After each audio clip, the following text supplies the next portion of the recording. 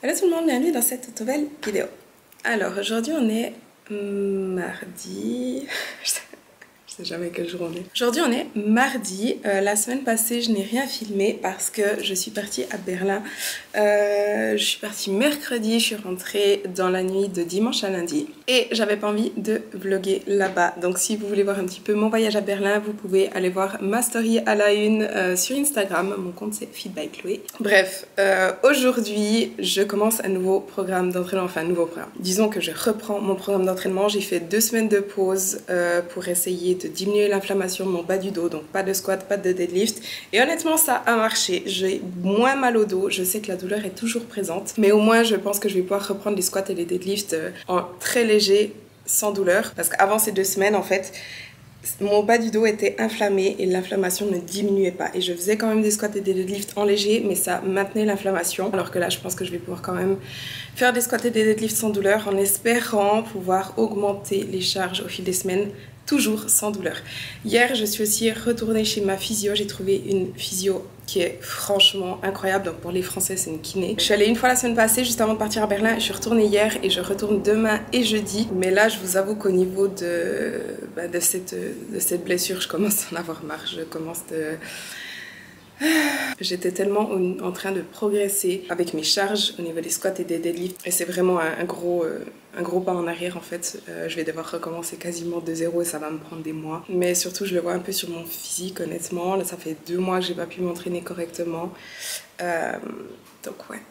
J'ai aussi au niveau de mon physique d'ailleurs, je maintenais à 64 kg depuis quelques mois. Et là c'est vrai que juste avant Berlin j'ai atteint les 65 kg. Et actuellement je suis vraiment à ma limite de où je suis. Je commence en fait de me sentir inconfortable au niveau de mon taux de masse grasse. 63, ouais, entre 62 et 64, c'est vraiment là que je me sens mieux, et à 65 ça devient... je deviens un petit peu... Ouais, donc voilà, j'aimerais vraiment pas aller au-dessus des 65. Et cette prise de poids, je l'explique, donc 64 franchement j'étais quand même, je me sentais bien, mais j'ai pris 1 kg en une ou 2 semaines juste avant Berlin, et honnêtement je peux l'expliquer. C'est que je vous avais dit dans ma précédente vidéo que j'avais des SPM très forts, surtout au niveau de l'humeur et tout ça, mais aussi au niveau de ma faim. J'avais pendant 2 semaines hyper faim, et vous savez que je compte mes macros, je n'essaye pas d'atteindre des chiffres mais je compte mes macros, donc je sais combien je mangeais, et je sais que je mangeais plus que d'habitude. J'étais en moyenne à entre 2006 et 2008 calories, et clairement c'est trop. Je prends du poids à ce niveau de calories là entre 2006 et 2008. J'étais simplement en surplus calorique, j'ai mangé plus quoi, voilà, parce que j'avais faim à cause de mes SPM qui durent 2 semaines. Donc j'espère juste que ce mois j'aurai pas autant faim.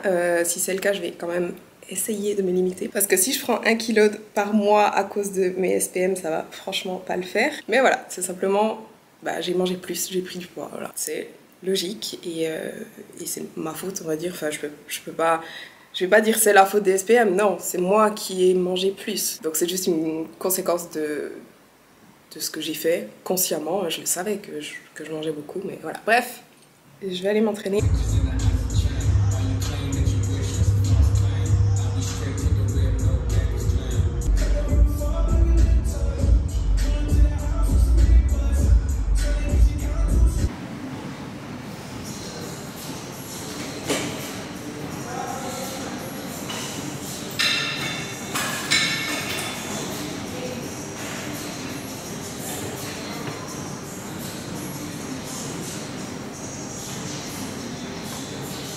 Ok, alors je me suis échauffée, j'ai fait de la mobilité, du rouleau, le Magel Big Three. Si vous savez pas ce que c'est, je vous l'explique dans cette vidéo. J'ai encore fait des abductions et des adductions de hanches machine, et ensuite j'ai fait 3 séries de squats, 3 x 8 à 40 et à 50 kg, et j'ai eu aucune douleur. Et là je vais continuer mon entraînement. Maintenant j'ai des squats bulgares en superset avec les Nordic Curls.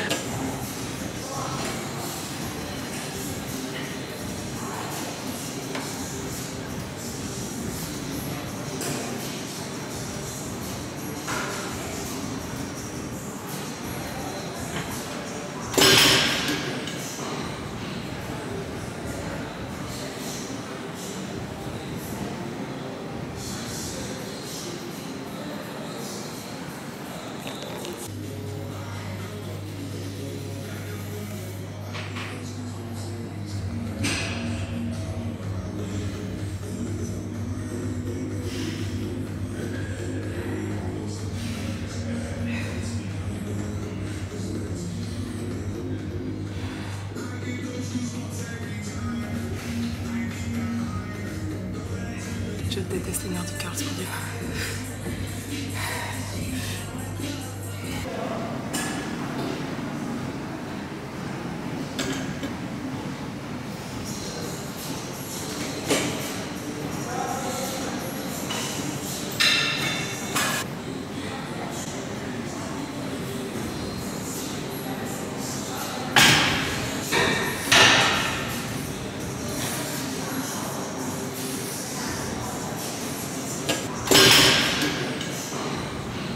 Alors je viens de rentrer de l'entraînement, j'ai eu un trop bon entraînement et j'ai eu aucune douleur, c'était trop bien. J'avais prévu de vous expliquer mon entraînement là-bas, mais en fait il y a de la musique et je voulais pas risquer le copyright. Je vous ai filmé presque tous les exercices, j'ai juste encore fait de la leg press et des adductions de hanches à la fin que j'ai pas filmé. Sinon il est 15 h et je vais me faire à manger, donc déjà je suis en train de manger une pêche. Et ce matin je me suis fait des épinards, non rien à voir. Ce matin, j'ai cuit des haricots avec des tomates cerises, des oignons, de l'ail. J'ai aussi mis un petit peu de vinaigre balsamique et du miel. Donc je vais manger ça avec du riz. Et là, je vais aussi cuire du saumon. Donc voilà, je vous montre quand c'est prêt.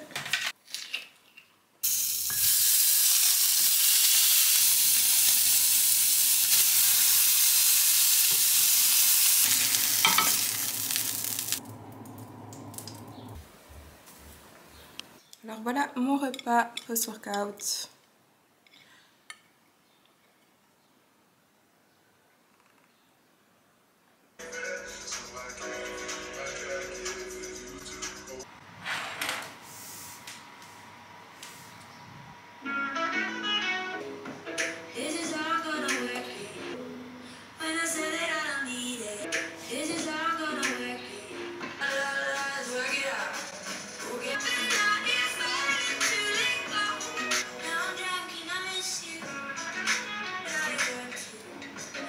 Alors, aujourd'hui on est lundi, donc je n'ai plus filmé depuis mardi passé. Enfin, j'ai commencé ma nouvelle vidéo mardi passé et je n'ai plus filmé de la semaine parce que mercredi je me suis dit ouais j'ai rien à filmer, je recommencerai demain. Après je vous dis juste avant j'ai rien à filmer non plus. Ensuite ce week-end j'avais des trucs, donc ouais bref, franchement je crains avec YouTube parce que je trouve que ma vie n'est franchement pas des plus intéressantes en ce moment. Cela dit, je vous ai filmé un physique update ce matin parce que je voulais voir où j'en étais un petit peu. J'ai fait du posing et je vous avoue que je ne suis pas exactement là où j'aimerais être. Comme je vous avais dit mardi passé, du coup, j'ai pris un petit peu du poids et je suis pas des plus à l'aise actuellement. Je stocke beaucoup au ventre et c'est vrai que c'est pas le physique qui me plaît le plus, d'autant plus que voilà, ça fait 2 mois que j'arrive pas à m'entraîner correctement, en tout cas bas du corps. Je peux pas faire du lourd, squat, deadlift, tout ça, et moi je réagis très bien à ce type d'entraînement. Donc ouais, voilà. Je pense que je vais recommencer à travailler avec Steven, je sais pas exactement quand. Peut-être bientôt, peut-être pas bientôt, je sais pas, je suis en train d'hésiter si je recommence déjà maintenant ou pas. Après je pourrais le faire seule hein, honnêtement, mais c'est aussi à ça que, plutôt à ça pour moi que c'est un coach, c'est on doit plus ou moins rendre des comptes à quelqu'un, donc ça nous motive un peu plus, on est plus adhérent, etc. Après de toute façon mon but c'est pas vraiment de perdre, je sais pas moi 5-6 kilos, j'en sais rien, c'est juste de reprendre une routine et d'adhérer un petit peu mieux à des chiffres, que ce soit retrouver un petit peu une structure en fait, voilà. Bref, assez de parler de ça. Aujourd'hui, donc ce matin je suis allée me faire les ongles, j'ai travaillé et là je vais aller m'entraîner, il est 15 h, je vais aller faire le bas du corps, je vais faire des squats, donc en fait ce sera le même entraînement que vous avez vu juste avant. Mon dernier entraînement c'était le même qu'aujourd'hui. Ah c'est mon lave-vaisselle. J'ai fait des deadlifts la semaine passée et sur le moment ça allait plus ou moins bien, mais je sens mes muscles qui se tendent. Donc au niveau des deadlifts, je compte pas encore charger. Squat aujourd'hui jusqu'à 60 kg. Et j'ai fait 3 séances de physio la semaine passée et j'en ai une demain et une jeudi. Et vraiment la cause du problème chez moi, c'est mes abdos. Alors j'ai la force nécessaire, j'ai pas besoin de renforcer, mais j'ai un souci de coordination disons, où j'utilise trop mes grands droits, donc les plaques de chocolat si vous voulez, les muscles superficiels, et pas assez le transverse, donc le muscle profond, ou plutôt il se coordonne pas correctement, donc je devrais en fait pouvoir mobiliser le transverse, alors que là c'est d'abord les grands droits qui se contractent et le transverse plus ou moins après, voire pas du tout, Ce qui fait, et c'est probablement aussi pour ça que je me suis blessée, parce que comme j'étais fatiguée, je pense que je n'ai pas correctement engagé mes abdos. Enfin, je sais que la blessure vient de là. Mais du coup, voilà, j'ai des exercices hypopressifs principalement à faire. Honnêtement, c'est des exercices super simples et que j'avais aucun souci à faire dans le passé, mais qui sont actuellement franchement difficiles pour moi et c'est hyper frustrant. Mais voilà. Avant de partir, je viens de recevoir mon colis Nutri. Donc comme d'hab, je vais vous montrer ce que j'ai commandé. C'est plus ou moins les mêmes produits que d'habitude. Donc tout d'abord, du jus d'aloe vera. Comme je vous ai dit, j'en bois avant chaque repas, principalement pour essayer d'aider avec Hashimoto. Ensuite, j'ai pris 2 pots de peanut butter, le crunchy. J'ai de l'huile de coco, du sirop d'agave, du collagène, le grass-fed collagène. J'ai le mix à pancakes, les fit pancakes, pour faire des pancakes, des gaufres, plein de trucs. Ensuite, j'ai de la whey au chocolat. C'est ma whey préférée chez Nutri, c'est la grass-fed whey, c'est de l'Isola. Et c'est vraiment la meilleure. Et finalement, j'ai plein de paquets de beef jerky pour avoir des snacks protéinés. Donc comme toujours, vous avez moins 15% sur tout le site Nutri avec le code Chloé 15 sur le site français et avec le code Chloé sur le site suisse.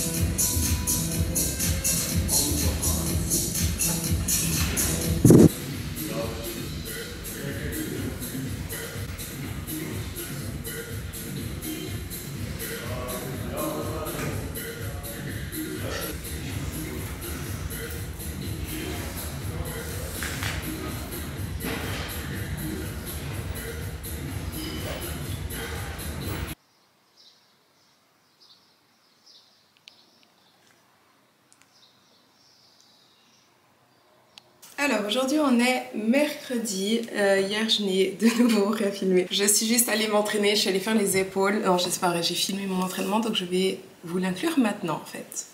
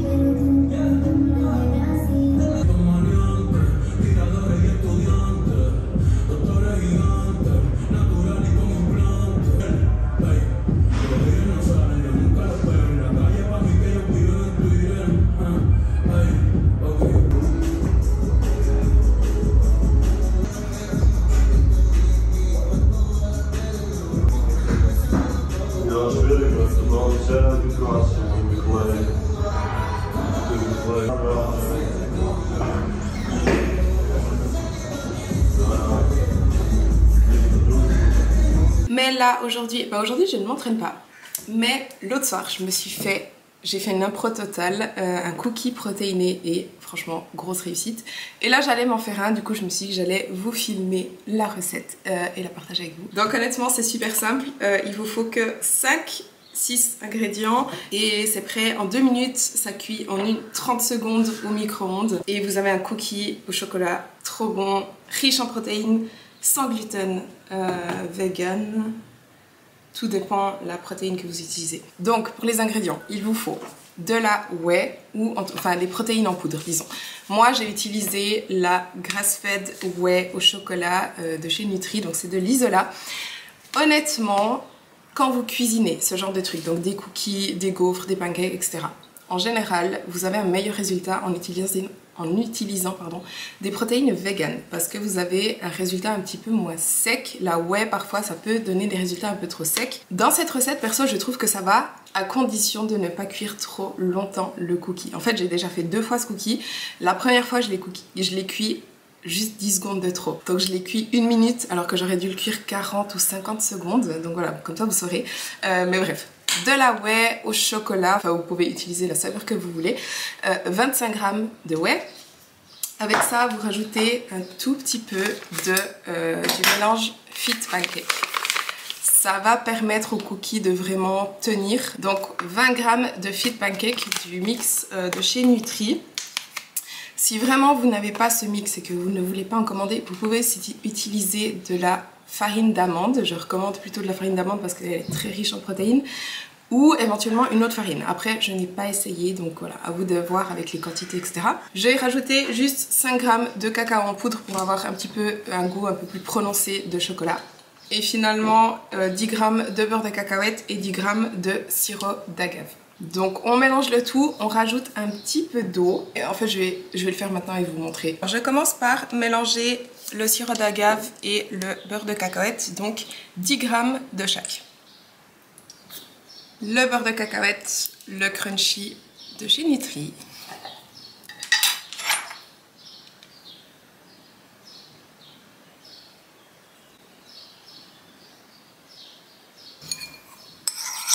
À ça, je rajoute 25 g de protéines en poudre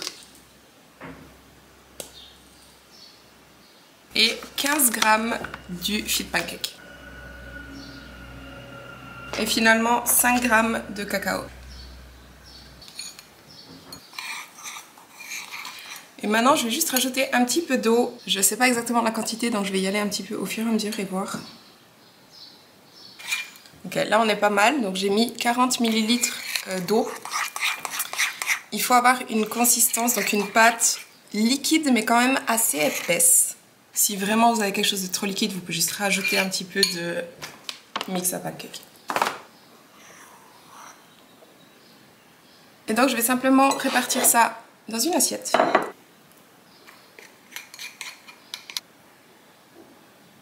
Et dessus, je vais juste rajouter des noix de pécan. Honnêtement, je pense que ce serait meilleur avec des pépites de chocolat, mais je n'ai pas de pépites de chocolat. Donc j'ai fait avec ce que j'ai, mais vous pouvez mettre absolument ce que vous voulez dessus. Et je vais encore rajouter de la fleur de sel. Okay. Donc voilà ce que ça donne. Et je vais juste le cuire 40 à 50 secondes au micro-ondes. Je mets 40, je regarde comment c'est si jamais je rajoute 10 secondes. Vaut mieux faire comme ça plutôt que trop le cuire et avoir un truc un peu trop sec.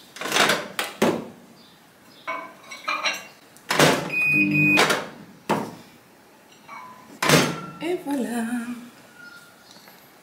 Donc là on a le cookie cuit, il est un petit peu chaud, je vais juste le laisser refroidir. Alors j'ai juste mis au frigo pendant 5 minutes et voilà le résultat.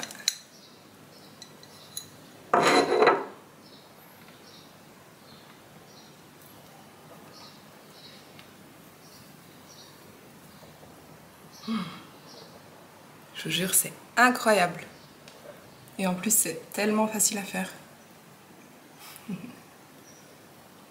En parlant de recettes d'ailleurs, je vous avais dit que j'avais mes e-books, mes nouveaux e-books de recettes qui allaient bientôt sortir. Et ça a pris du retard. Clairement, la mise en page a pris du retard.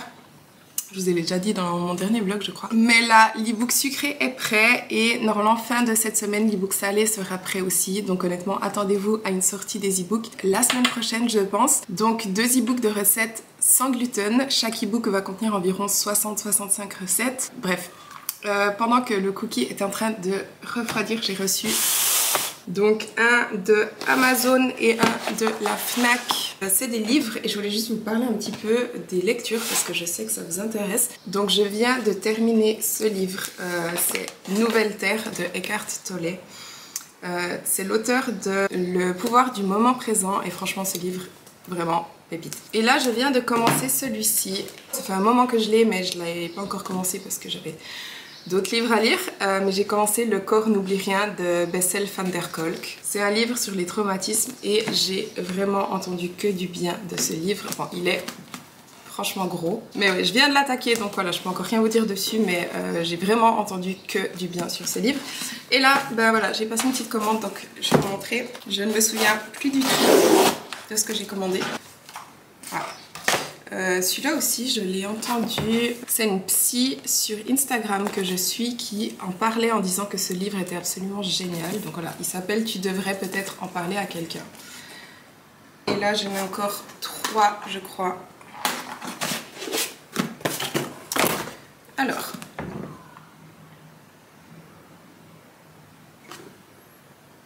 Non, en fait, j'en ai commandé 2, mais à la Fnac, si on en commandait 2, on recevait un livre gratuit. Donc j'en ai 3 qu'on ne pouvait pas choisir. Donc j'ai reçu celui-là, je n'ai aucune idée de ce que c'est. Les 2 que j'ai commandés, c'est La guérison des 5 blessures de Lise Bourbeau, qui est la suite du livre Les 5 blessures qui empêchent d'être soi-même.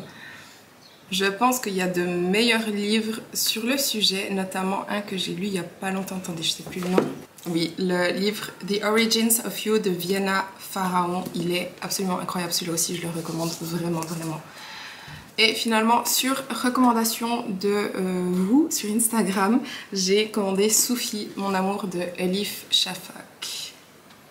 Parce qu'il paraît que ce livre est absolument magnifique. J'ai eu tellement la recommandation que je me suis dit que j'allais essayer de le lire. Donc voilà, si vous avez lu un de ces livres, n'hésitez pas à me le dire dans les commentaires ou à me mettre vos recommandations en fait. Je suis toujours ouverte à la suggestion de nouvelles lectures.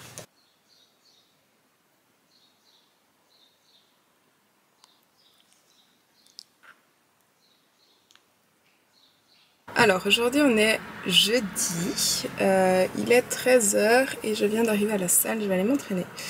J'ai des deadlifts aujourd'hui et j'ai aucune idée de comment ça ira. J'ai 4 séries de 4 à 50, 55, 60 et 65 kg. Donc à chaque série j'augmente un petit peu le poids du moment que j'ai pas mal. Et ensuite j'ai des deadlifts jambes tendues, des deadlifts, des squats gobelets, des adductions de hanches et des single leg, les curls. Je vous avoue que cette blessure, j'en ai jusque là, mais it is what it is. Je fais tout ce que je peux pour aller mieux. Et puis, et voilà. Il n'y a rien de pire que les blessures, je vous jure.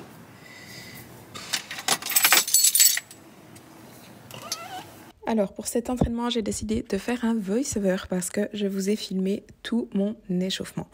Et les gens ont tendance à skipper les échauffements parce que par flemme ou alors parce qu'ils ne savent pas quoi faire. Donc voilà, je voulais passer en revue mon échauffement. Donc je commence toujours par faire un petit peu de rouleau. Honnêtement, je passe pas 10 minutes dessus. Je passe juste un petit peu le dos, un petit peu les fessiers et c'est tout.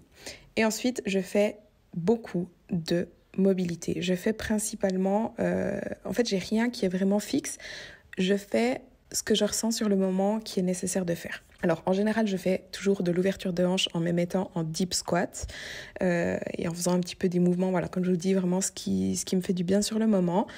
Là on voit, je fais un exercice qui fait bouger le nerf sciatique, principalement en lien avec ma blessure au dos. Ensuite, là, je fais un petit peu des fentes, tout simplement, pour un petit peu activer mes fessiers. Encore un exercice de mobilité pour ouvrir les hanches. J'adore cet exercice, ça fait vraiment du bien et ça engage aussi les fessiers d'ailleurs. Ensuite, je fais un peu plus d'activation des fessiers, donc des kickbacks au sol, mais ça permet aussi d'ouvrir davantage les hanches, notamment sur celui-ci et celui-là, donc des rotations en fait de la jambe.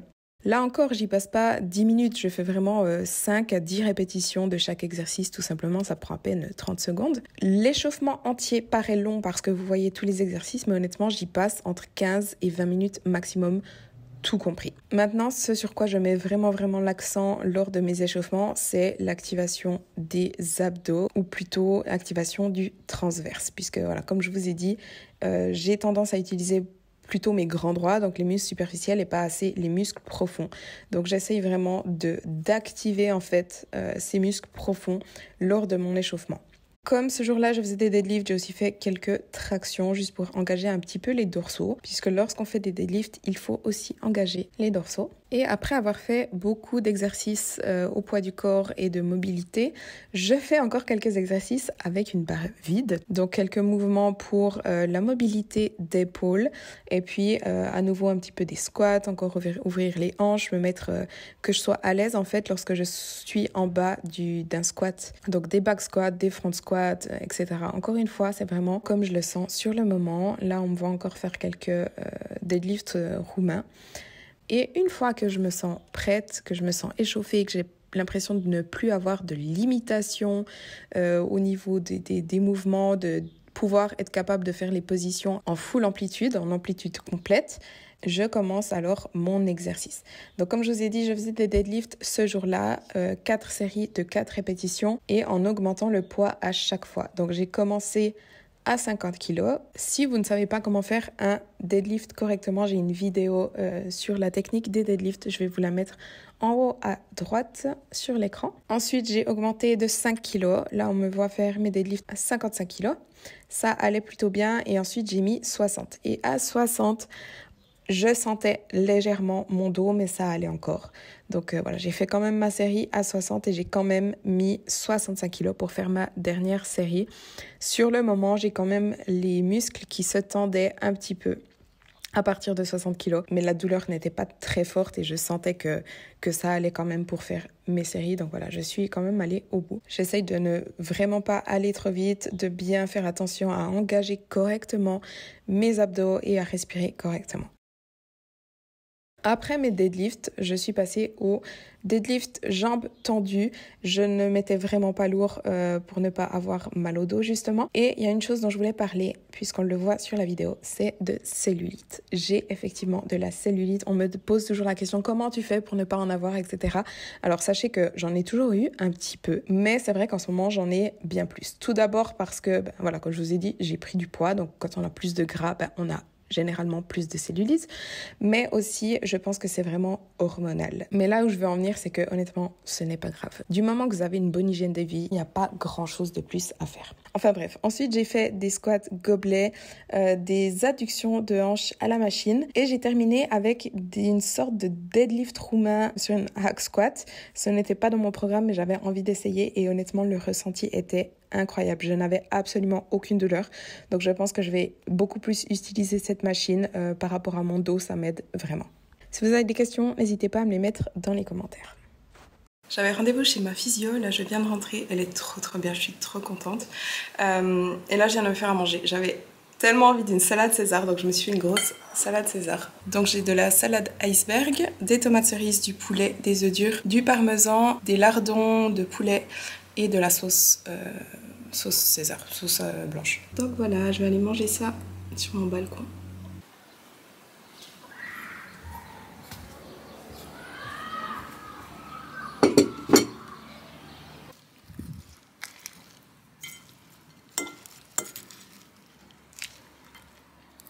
Alors aujourd'hui on est vendredi matin, je suis sur le point en fait d'enregistrer un podcast avec Anthony qui est plus connu sous le pseudonyme de Fitness Freak sur Instagram. Donc c'est un coach aussi et on va parler du fait que les cas de coaching deviennent de plus en plus complexes, c'est-à-dire en fait que les gens souffrent de plus en plus de soucis de santé ou de troubles métaboliques. Donc voilà, on n'a rien préparé mais je pense que ça va être très intéressant. Donc comme toujours les liens d'écoute sont dans la barre de description.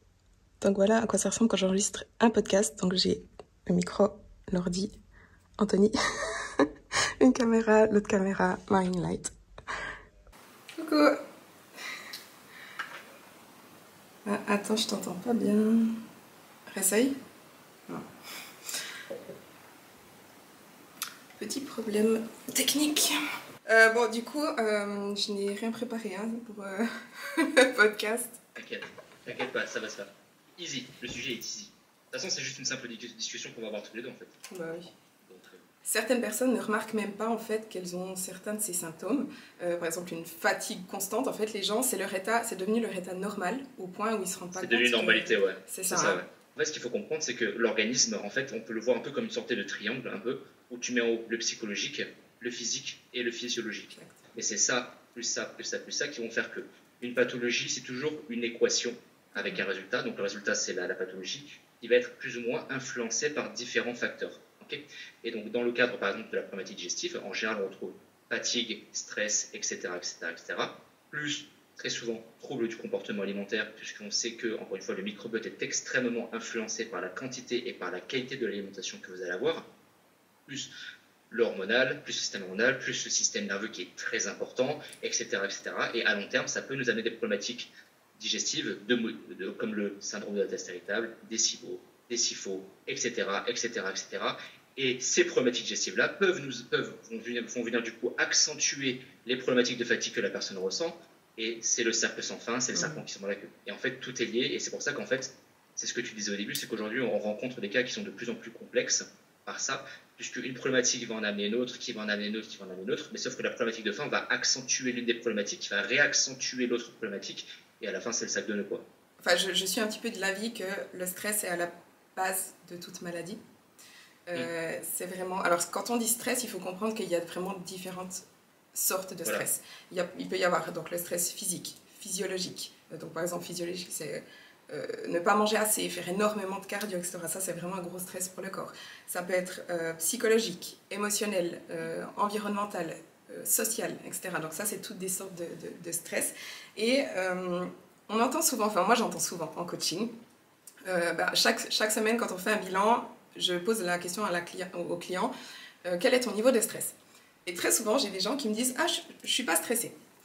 Et après, tu continues de lire le questionnaire et tu es là, bon, relation avec la nourriture, ah, ben là, j'ai mangé dehors, ça m'a fait peur, etc. Et en fait, les gens, c'est pas parce que tu n'as pas l'impression d'être sous l'eau, enfin, souvent les gens pensent que le stress, c'est voilà, avoir trop de travail ou quelque chose comme ça, que ton corps n'est pas stressé. Ou c'est pas parce que tu ne ressens pas le stress que tu n'es pas réellement stressé. Et le stress, souvent, est à la base de tout dysfonctionnement des organismes. Comme tu dis, non seulement ça peut empirer les soucis qu'on a déjà, comme tu as dit, si tu as déjà une digestion qui ne va pas, rajouter du stress par-dessus, ça ne va jamais aller mieux. Et comme tu as dit, le stress, il en faut. Et une chose aussi, c'est qu'on ne pourra jamais supprimer le stress de sa vie. Il y aura... Voilà, c'est la vie, on aura toujours des facteurs de stress, mais quand on dit gestion du stress, et ça c'est aussi quelque chose que les gens ne comprennent pas, quand on dit il faut gérer ton stress, ils pensent qu'ils doivent arrêter de travailler, sortir d'une relation parce que, voilà, enfin je sais pas, ils pensent qu'ils doivent supprimer les sources de stress, alors qu'en fait non, c'est juste qu'il faut apprendre à réadapter son système nerveux pour qu'il soit capable de se réguler, en fait faire en sorte d'avoir un système nerveux résilient. Alors, on vient de terminer le podcast. Franchement, c'était vraiment très intéressant. Je vous conseille vraiment d'aller écouter ce podcast vendredi prochain. Là, je vais juste manger quelque chose et je vais partir. Je vais faire 2 nouveaux tatouages. En fait, j'ai décidé la semaine passée que je voulais faire 2 tatous. J'en ai décidé un jeudi passé et un mercredi. Et j'ai directement pris rendez-vous. Donc voilà, je vais cet après-midi. Je vous montrerai, enfin, j'essayerai de vous montrer ça. Je sais pas trop comment je pourrais filmer parce que j'y vais toute seule. Mais ouais, et ce soir, je vais manger avec une copine et ensuite, je pense qu'on va boire un verre, etc.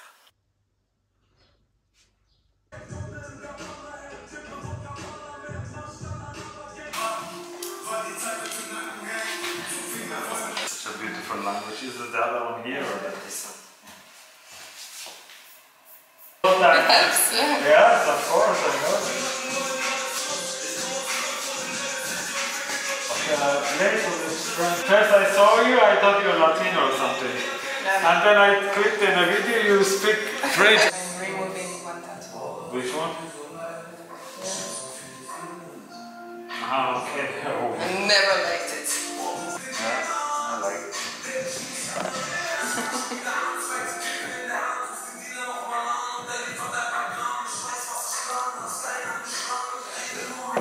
You cut it. Yeah.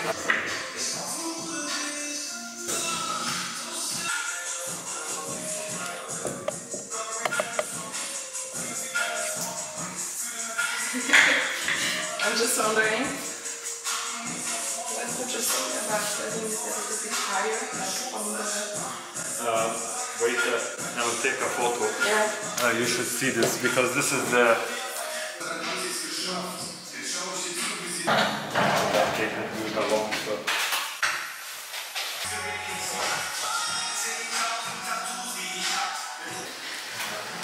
Strong, it's really good.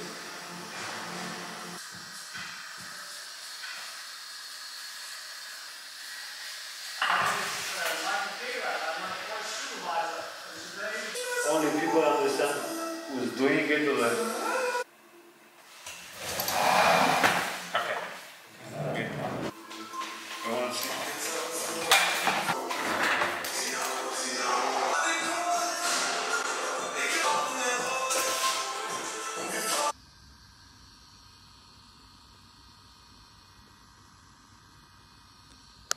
Yes, it's also essentially.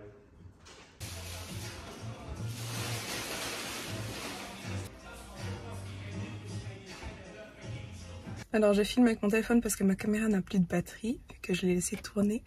Mais je suis trop contente. Donc là, j'en ai un dans le cou, enfin sur le trapèze. Il est tellement fin. Bon là on voit pas, c'est... Voilà. Il est encore un peu foncé vu qu'il vient de le faire, mais il va s'éclaircir. C'est écrit Tough she be, but little she's fierce. Donc en fait c'est une phrase de Shakespeare. Je savais même pas que c'était de Shakespeare. C'est parce que j'ai cherché cette semaine et j'ai découvert ça. Ça fait un peu plus d'une année que je voulais me faire tatouer ça.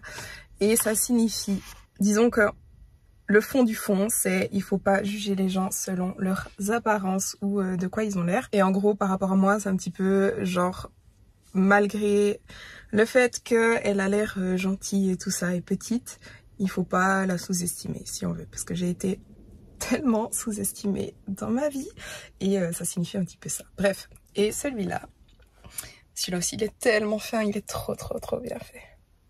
C'est écrit, je vous le montrerai mieux, c'est écrit May the flowers remind us why the rain was so necessary. Je crois que là la signification elle est claire. Donc voilà, je suis trop contente. Là il est 17 h, je suis juste passée à la Migros à côté m'acheter des ananas et du bœuf séché. Et j'ai aussi pris d'ailleurs un kombucha. Voilà, je vais juste manger ça parce qu'en fait à midi, je n'ai pas mangé. J'avais 5 minutes entre le podcast et quand je devais partir. Donc j'ai juste mangé une pêche et du poulet. Donc j'ai rien mangé depuis mon petit déjeuner à part ça. Donc là je vais juste manger ça. Et là j'ai 1h15 de route. Donc quand j'arrive chez moi, je vais juste me changer et aller au resto. Le tattoo artiste, ça s'appelle Different Tattoo et c'est à Kriens, donc tout près de Lucerne. Donc je vous mets son lien dans la barre de description si jamais.